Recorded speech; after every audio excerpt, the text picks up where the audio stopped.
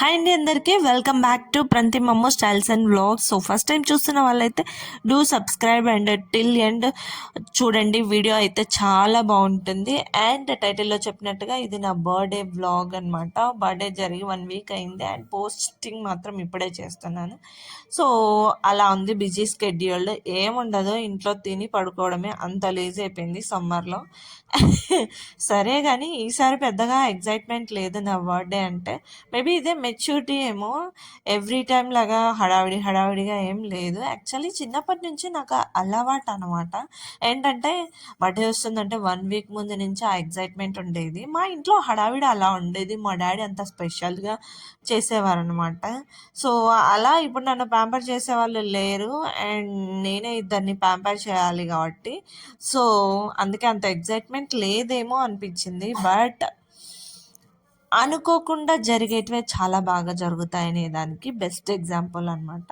ఆ రోజు నాకు చాలా కూల్ గోయింగ్ ఉండే, చాలా మంచిగా అనిపించింది. నచ్చినవి చేసుకున్నాను. ఏ రోజైతే నచ్చిన పనులు జరుగుతాయి ఆ రోజంతా చాలా బాగుంటుంది కదా.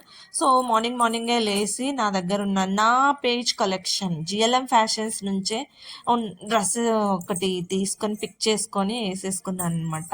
సో మీకు ఈ డ్రెస్ నచ్చితే do message and GLM fashions Insta page GLM fashions 19. So checkout చేయండి. మా దగ్గర వెరీ అఫోర్డబుల్ ప్రైజెస్కే డ్రెస్సెస్ ఉన్నాయి.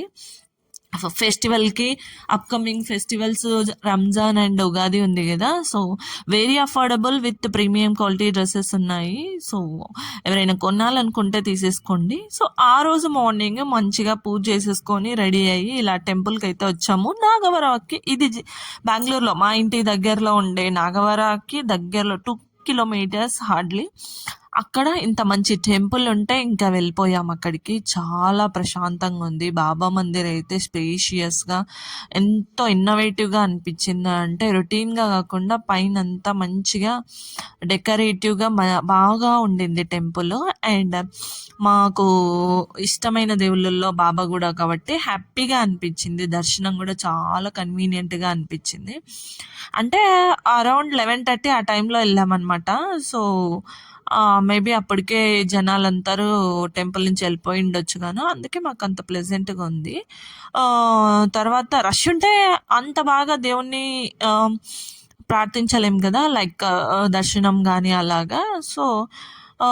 సో నెక్స్ట్ ఈ బాబా మందిరే ఒక్కటే కాదు అక్కడ దత్తాత్రేయ స్వామి గుడి అండ్ సీతారాముల వారు ఆంజనేయ స్వామి ఐడోల్ అయితే అది వచ్చేసి 500 years బ్యాక్ నుంచే ఉందంట. అంత మంచిగా, అందుకే అది చాలా ఏన్షియంట్ ఐడోల్ లాగా అనిపించింది దేవుడి విగ్రహము.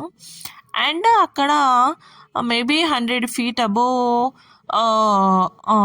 నాట్ పర్టికులర్లీ నాకు అంత ఐడియా లేదు, ఐ డిడెంట్ గూగుల్ ఇట్. అది అంత పెద్ద విగ్రహం కూడా అక్కడ ఉంది. అండ్ సో ఆఫ్టర్నూన్ నచ్చిన ఫుడ్ ప్రిపేర్ చేసేసుకొని ఈవినింగ్కి స్టాక్ అని వెళ్ళాము.